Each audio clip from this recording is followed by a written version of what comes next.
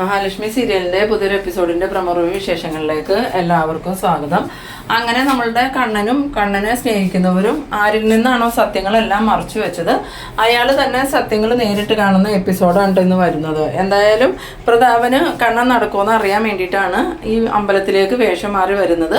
പ്രതാപന്റെ ആ ലക്ഷ്യം പൂർത്തിയാവുന്നുണ്ട്. പക്ഷെ കണ്ണനൊന്നും ഈ കാര്യം അറിയണില്ല, പ്രതാപൻ ഇത് കണ്ടു എന്നൊന്നും. എന്തായാലും നമ്മളുടെ കണ്ണനും അനന്തവും കൂടി പ്രാർത്ഥിക്കാനായിട്ട് അമ്പലത്തിലേക്ക് കയറി പോയതിനു ശേഷം പ്രതാപൻ വന്നിറങ്ങുന്നുണ്ട്. പ്രതാപൻ വേഷം മാറി വന്നതുകൊണ്ട് തന്നെ നമ്മളുടെ സുമേഷ് ഏട്ടന് പ്രതാപനെ കണ്ടിട്ടൊട്ട് മനസ്സിലാവണമില്ല. അങ്ങനെ പ്രതാപൻ അകത്തേക്ക് കയറുന്ന സമയത്ത് കണ്ണനും അനന്തും അകത്ത് നിന്ന് പ്രാർത്ഥിക്കുകയാണ്. കണ്ണനാണ് ഈ പ്രാർത്ഥിക്കുന്നത്, ഞങ്ങൾ ഒരുപാട് ആഗ്രഹിച്ച് ജനിക്കണ കുഞ്ഞ, അതിനൊരാപത്തും വരാതെ ഞങ്ങൾക്ക് തന്നെ ഭഗവാനെന്നാണ്.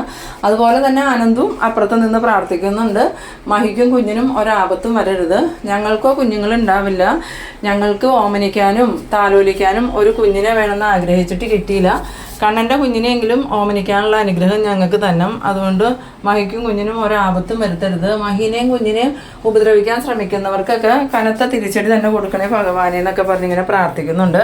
ഇതേ സമയം നമ്മളുടെ പ്രതാപനാണെങ്കിൽ അമ്പലത്തിൻ്റെ അങ്ങോട്ട് വരുമ്പോൾ തന്നെ കാണുന്നവരൊക്കെ വിചാരിക്കുന്നത് പ്രതാപൻ ഏതോ ഒരു സ്വാമിയാണെന്നാണ്. അങ്ങനെ വരുന്നവരൊക്കെ പ്രതാപനെ കണ്ടിങ്ങനെ സ്വാമിയാന്ന് വിചാരിച്ച് വണങ്ങുന്നുണ്ട്. അപ്പോൾ പ്രതാപന് ഒരു ഐഡിയ തോന്നുന്നുണ്ട്, എന്തായാലും ഞാനൊരു സ്വാമിയാണെന്നാണ് എല്ലാവരും വിചാരിച്ചേക്കണേ, എനിക്കിനി എന്തെങ്കിലും ദിവ്യശക്തി ഉണ്ടെന്ന് കരുതി ആളുകളൊക്കെ വന്നോളൂ എന്ന് വിചാരിച്ച് ഈ പ്രതാപനാണെങ്കിൽ ആ ആൽത്തറയിൽ ഇങ്ങനെ ഒരു സ്വാമിമാരിരിക്കണ പോലെ ഇരിക്കുന്നുണ്ട്.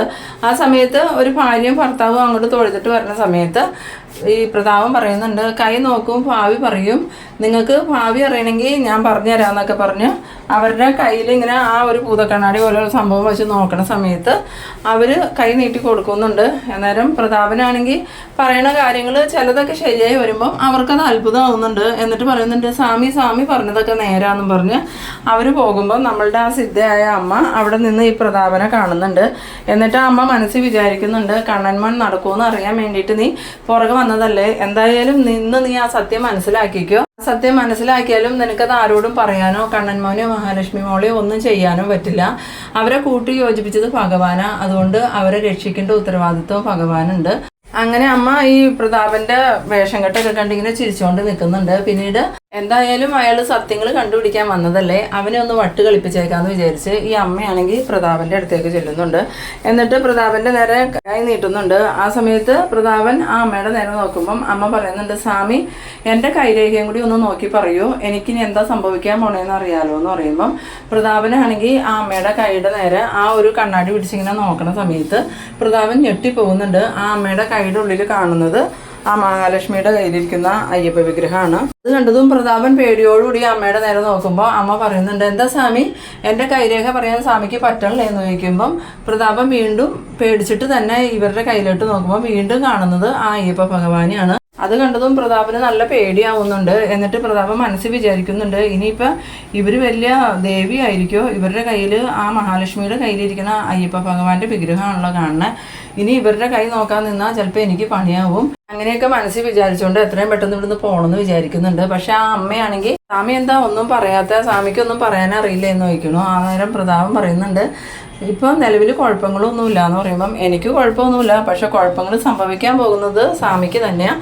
സ്വാമി ഇവിടെ വന്നേക്കുന്നതിൻ്റെ ലക്ഷ്യമൊക്കെ എനിക്ക് മനസ്സിലായിട്ടുണ്ട്. എന്തായാലും സ്വാമിയുടെ ലക്ഷ്യമൊന്നും നടക്കാൻ പോകുന്നില്ല. സ്വാമി ആരെയാണോ ഉപദ്രവിക്കാൻ നോക്കുന്നത് അവർ ദൈവകടാക്ഷം ഉള്ളവരാണ്, അതുകൊണ്ട് സ്വാമി അവരെ ഉപദ്രവിക്കാൻ നോക്കിയിട്ടുണ്ടെങ്കിൽ തിരിച്ചടി കിട്ടുന്നത് സ്വാമിക്കും, സ്വാമി ഏറ്റവും അധികം സ്നേഹിക്കുന്ന സ്വാമിയുടെ മകൾക്കും ആയിരിക്കും. അത് കേട്ടതും പ്രതാപനാണിങ്ങനെ ആകെ അമ്പരന്ന് പോകുന്നുണ്ട്, ഇവർക്ക് എങ്ങനെ അറിയാൻ കാര്യങ്ങൾ എന്നുള്ള ഇതിൽ. അന്നേരം അമ്മ പറയുന്നുണ്ട്, സ്വാമി ഇങ്ങനെ നോക്കുകയൊന്നും വേണ്ട, സ്വാമി ഒരു ദുഷ്ടചിന്തയും കൊണ്ട് ഇങ്ങോട്ട് വന്നത്, ആ ചിന്തയൊക്കെ വെടിഞ്ഞ് തിരിച്ചു പോണതാണ് സ്വാമിക്ക് നല്ലതെന്ന്. അതും പറഞ്ഞ് ആ അമ്മ അങ്ങോട്ട് പോകുന്നുണ്ട്. അമ്മ പോയി കഴിഞ്ഞതും ഈ പ്രതാപനാണെങ്കിൽ ആകെ പേടിച്ചിരിക്കുന്നുണ്ട്, ഇവർക്ക് എങ്ങനെ മനസ്സിലായി എൻ്റെ മനസ്സിലിരിപ്പൊക്കെ, എന്തായാലും ഇനി ഇവിടെ നിൽക്കുന്നത് പന്തിയല്ല എന്നും പറഞ്ഞ് പ്രതാപൻ അവിടെ നിന്ന് ഇറങ്ങി പോകുന്നുണ്ട്. ഇതേ സമയം കണ്ണനും അനന്തവും പ്രാർത്ഥന കഴിഞ്ഞ് ഇറങ്ങി വരുമ്പം ഈ ഒരു അമ്മയെ കാണുന്നുണ്ട്. അമ്മയെ കണ്ടതും കണ്ണൻ അമ്മയുടെ അടുത്തേക്ക് വന്നിട്ട്, അമ്മേ ഞാൻ അല്ലെങ്കിലും അമ്മയെ കാണണമെന്ന് വിചാരിച്ചിരിക്കുമായിരുന്നു, ഇപ്പോഴെങ്കിലും കാണാൻ പറ്റിയില്ല, ഇവനെ അമ്മ ഓർക്കണില്ലേ, എൻ്റെ കൂട്ടുകാരൻ അനന്തുവാന്ന് പറയുമ്പോൾ എനിക്ക് ഓർമ്മയുണ്ട് കണ്ണമ്മോനെ, മോനക്ക് പറ്റിയ കൂട്ടുകാരൻ തന്നെ ഇത്. കൂട്ടുകാരനും കൂട്ടുകാരൻ്റെ ഭാര്യയും വിശ്വസിക്കാൻ പറ്റിയവരാ. പിന്നെ മോൾക്ക് എങ്ങനെയുണ്ടെന്ന് ചോദിക്കുമ്പം ഇപ്പം മഹിക്ക് പ്രശ്നമൊന്നുമില്ല. മോള് വന്നില്ലേ അമ്പലത്തിലേക്കൊന്ന് വയ്ക്കുന്ന സമയത്ത്? ഇല്ല, അയാൾക്ക് ഇപ്പോൾ അമ്പലത്തിൽ കയറാൻ പറ്റില്ല അത്ര. 7-ാം മാസത്തെ ചടങ്ങ് കഴിഞ്ഞാൽ പിന്നെ അമ്പലത്തിൽ പോകാൻ പാടില്ല എന്നാണ് അയാൾ പറഞ്ഞ. എന്തായാലും അയാൾക്കും കൂടി വേണ്ടി പ്രാർത്ഥിക്കാനാണ് ഞാൻ വന്നത്. ഞങ്ങൾക്ക് ജനിക്കാൻ പോകുന്ന കുഞ്ഞ് പ്രശ്നങ്ങളൊന്നും ഇല്ലാണ്ട് ജനിക്കണം എന്നാണ് എൻ്റെ പ്രാർത്ഥന എന്ന് പറയുമ്പം അനന്തവും പറയുന്നുണ്ട്, അമ്മയും കൂടി ഒന്ന് പ്രാർത്ഥിച്ചേക്കണോട്ടോ എന്ന് പറയുമ്പം അതെന്താ മോനെ അങ്ങനെ പറയണേ? അല്ലെങ്കിൽ തന്നെ എപ്പോഴും എൻ്റെ പ്രാർത്ഥന കണ്ണൻ മോൻ്റെയും മഹാലക്ഷ്മി മോളുടെയും കൂടിയുണ്ട്. പിന്നെ കുഞ്ഞിൻ്റെ ജനനം ഇത്തിരി കടുപ്പായിരിക്കും, എന്നാലും പേടിക്കണ്ട, നല്ലൊരു ഉണ്ണിയെ തന്നെ നിങ്ങൾക്ക് കിട്ടുമെന്ന്. അത് കേട്ടതും കണ്ണനും അനന്തൂനും സന്തോഷമാവുന്നുണ്ട്. പിന്നീട് അമ്മ പറയുന്നുണ്ട്, എന്തായാലും നിങ്ങളുടെ പുറകെ ഒരാൾ കൂടിയിട്ടുണ്ട് സത്യങ്ങൾ മനസ്സിലാക്കാൻ വേണ്ടിയിട്ടാണ്. എന്ത് സത്യം അമ്മയെന്ന് ചോദിക്കുമ്പം അത് വേറൊന്നുമല്ല, കണ്ണൻമോൻ നടന്നു തുടങ്ങി എന്നുള്ള സത്യം എല്ലാവരും അറിയാനുള്ള സമയമായി. അത് തേടിയാണ് ഒരാളിവിടെ വന്നിരിക്കുന്നത്. അയാളിനി അറിഞ്ഞാലും പ്രശ്നമൊന്നുമില്ല, അയാൾക്ക് നിങ്ങളെ ഒന്നും ചെയ്യാൻ പറ്റില്ല, നിങ്ങൾക്കൊപ്പം ഭഗവാനുണ്ടെന്ന്. ആ സമയത്ത് കണ്ണൻ ചോദിക്കുന്നുണ്ട്, ആരാ അമ്മ വന്നേക്കണേന്ന് ചോദിക്കുമ്പം അതൊക്കെ നിങ്ങൾക്ക് വഴിയേ മനസ്സിലാവും. ഇപ്പം ഞാൻ അതിനെക്കുറിച്ചൊന്നും പറയുന്നില്ല, എന്തായാലും കാണാനുള്ള ആൾ വെളിയിലുണ്ടെന്ന്. പിന്നീട് കാണിക്കുന്നത് പ്രതാപൻ്റെ അമ്മേനെയാണ്. പ്രതാപൻ്റെ അമ്മയാണെങ്കിൽ കരുണയ്ക്ക് വിളിക്കുന്നുണ്ട്. ആദ്യമൊന്നും കരുണ ഫോൺ എടുക്കണില്ല, പിന്നീട് കരുണ ഫോൺ എടുത്തതും എന്താ മുത്തശ്ശി എപ്പോഴും എന്തിനാണ് ഇങ്ങനെ വിളിച്ചുകൊണ്ടിരിക്കണേ, എനിക്കിവിടെ ഒരുപാട് ജോലി ഉണ്ടെന്ന് അറിയില്ലേന്ന് ചോദിക്കുമ്പം അതല്ല കരുണ മോളെ, കണ്ണൻ അമ്പലത്തിൽ പോയിട്ട് തിരിച്ചു വന്നോ എന്ന് ചോദിക്കണം. അന്നേരം ഇല്ല, കണ്ണേട്ടന് ഇതുവരെ വന്നിട്ടില്ലല്ലോ എന്ന് പറയുമ്പോൾ എന്താ മുത്തശ്ശി എന്താ പ്രശ്നം, മുത്തശ്ശി എന്തിനാ കണ്ണേട്ടൻ വന്നോന്ന് അന്വേഷിക്കണേന്ന് ചോദിക്കുമ്പോൾ പ്രതാപൻ്റെ അമ്മ പെട്ടെന്ന് തന്നെ സത്യം പറയാനായിട്ട് ഒരുങ്ങുന്നുണ്ടെങ്കിലും പെട്ടെന്നാണ് ഓർമ്മ വരുന്നത് കണ്ണൻ നടന്നു തുടങ്ങി എന്നുള്ള കാര്യം. എങ്ങാനും കരുണമോൾ അറിഞ്ഞിട്ടുണ്ടെങ്കിൽ കരുണമോൾ വലിയ ആത്മഹത്യയും ചെയ്യൂലോ എന്നുള്ള അങ്ങനെ പറയുന്നുണ്ട്. അതല്ല മോള് നേരത്തെ വിളിച്ചപ്പോൾ പറഞ്ഞായിരുന്നല്ലോ കണ്ണൻ അമ്പലത്തിൽ പോകാമെന്ന്, അതുകൊണ്ട് ഞാൻ ചോദിച്ചതാ പ്രാർത്ഥനയൊക്കെ കഴിഞ്ഞാൽ വന്നോന്ന്, വേറെ ഒന്നും അല്ല. എന്തായാലും മോള് ഫോൺ വെച്ചോന്നും പറഞ്ഞ് പ്രതാപൻ്റെ അമ്മ ഫോൺ വെക്കുന്നുണ്ട്. പിന്നീട് ഇങ്ങനെ കരുണ ആലോചിക്കുന്നുണ്ട്, മുത്തശ്ശി എന്തിനായിരിക്കുമോ കണ്ണേട്ടം വന്നോന്ന് അന്വേഷിച്ച്, ഇനി വേറെ എന്തെങ്കിലും പ്രശ്നം കാണുമെന്ന്. അങ്ങനെ കരുണ നിൽക്കുന്ന സമയത്താണ് മഹാലക്ഷ്മി അങ്ങോട്ട് വരുന്നത്. മഹാലക്ഷ്മി വന്നിട്ട് കരുണയോട് ചോദിക്കുന്നുണ്ട്, നീ എന്താടി ഏത് നേരവും ഫോണിലാണോന്ന് ചോദിക്കുമ്പോൾ അല്ല മുത്തശ്ശി വിളിച്ചതാന്ന് പറയുന്നത്. അന്നേരം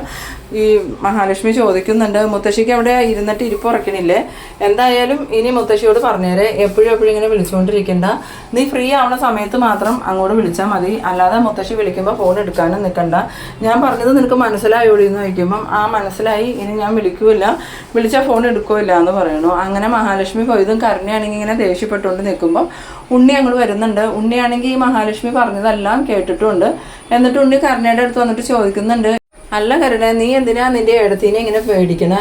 ആ സമയത്ത് കരുണ പറയുന്നുണ്ട്, ആര് പേടിച്ചു, എനിക്കങ്ങനെ ലക്ഷ്മീനെ പേടിയൊന്നുമില്ല എന്ന് പറയുമ്പോൾ അതെനിക്കിപ്പോൾ മനസ്സിലായി, ഞാൻ കേട്ടായിരുന്നു നിന്നോട് നിന്റെ ഏടത്തി പറയണതല്ല, നിന്റെ മുത്തശ്ശി ഫോൺ വിളിച്ചപ്പോൾ നീ ഫോൺ എടുത്തേനല്ലേ നിന്റെ ഏടത്തി ഇപ്പോൾ വഴക്ക് പറഞ്ഞത്, എന്നിട്ട് നീ തിരിച്ച് അവരോടൊന്നും പറഞ്ഞു കേട്ടില്ലല്ലോ, അവർ പറയണതെല്ലാം നീ സമ്മതിച്ചു കൊടുക്കുമല്ലോ, അത് അങ്ങനെയൊന്നും ഇല്ല ഉണ്ണിയേട്ടാന്ന് പറയുമ്പം അത് നീ പറയണതല്ലേ, എന്തായാലും നിന്റെ സ്വഭാവം വെച്ച് നിന്റെ ചേച്ചി നിന്നോട് ഒന്ന് പറഞ്ഞാൽ നീ 2 പറയണവളാ, ഇപ്പോഴാണെങ്കിൽ നീ തിരിച്ചൊന്നും പറയണമില്ല, അവരെന്ത് പറയണോ അതെല്ലാം നീ അനുസരിക്കണമുണ്ട്, ഇതിൻ്റെ പിന്നിലെ രഹസ്യം എന്താ വരണേന്ന് ചോദിക്കുമ്പം ഇതിൻ്റെ പിന്നിൽ ഒരു രഹസ്യമില്ല, ഉണ്ണിയേട്ടൻ്റെ പണി നോക്കിയപ്പോൾ അതെങ്ങനെയാ ഇപ്പോൾ വേലയും കൂലിയും ഒന്നും ഇല്ലാണ്ട് വീട്ടിലിരിക്കുകയല്ലേ, അപ്പോൾ പിന്നെ ഇതൊക്കെ അന്വേഷിക്കാൻ നേരം ഉണ്ടാവുമെന്നും പറഞ്ഞ് കാരണം ഉണ്ണിയോട് ദേഷ്യപ്പെട്ടിട്ട് അങ്ങോട്ട് പോകുന്നുണ്ട്. പക്ഷെ ഉണ്ണിക്കാണെങ്കിൽ മൊത്തത്തിൽ സംശയമുണ്ട്. ഉണ്ണി എന്നിട്ട് ദുർഗയുടെ അടുത്ത് എന്നിട്ട് കാര്യങ്ങൾ പറയുമ്പം ദുർഗ പറയുന്നുണ്ട്, എനിക്കും അതാണ് മോനെ മനസ്സിലാവാത്ത, ഇത്രയും നാളും മഹാലക്ഷ്മി എന്തെങ്കിലും പറഞ്ഞിട്ടുണ്ടെങ്കിൽ കരുണ അപ്പം തന്നെ അതിന് തിരിച്ച് പറയണതാ, ഇപ്പം പക്ഷേ കരുണ ഒന്നും പറയണ കേൾക്കണില്ല.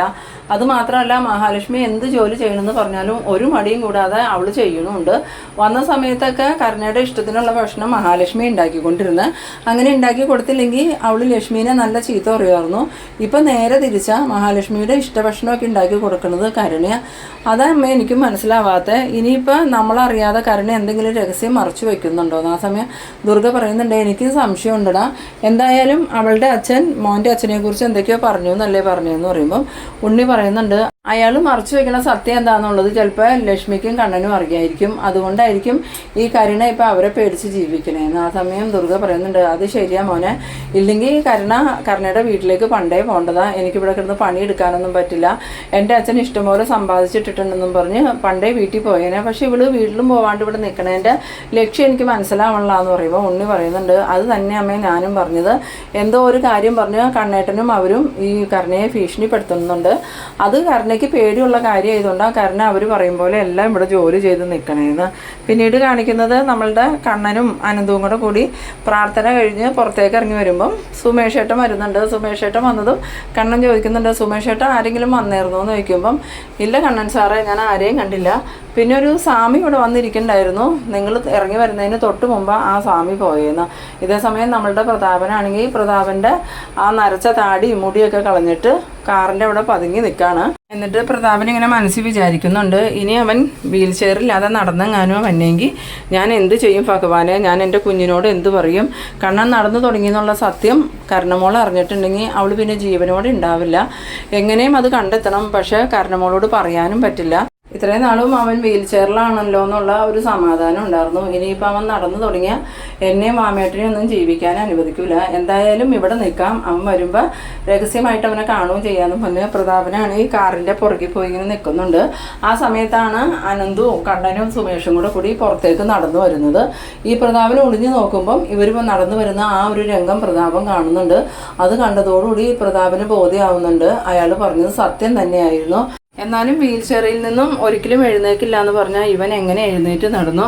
ഇനിയിപ്പോൾ ഇവൻ എഴുന്നേറ്റ് നടന്നിട്ട് എത്ര നാളായി കാണും? ഇപ്പോഴൊന്നും ആയിരിക്കില്ല ഇവനെ എഴുന്നേറ്റ് നടന്നു തുടങ്ങിയത്. എന്നാലും ഇത്രയും നാളും അതെല്ലാം മറച്ചു വെച്ച് കണ്ണനും മഹാലക്ഷ്മിയും എല്ലാവരെയും പറ്റിക്കുമായിരുന്നല്ലോ.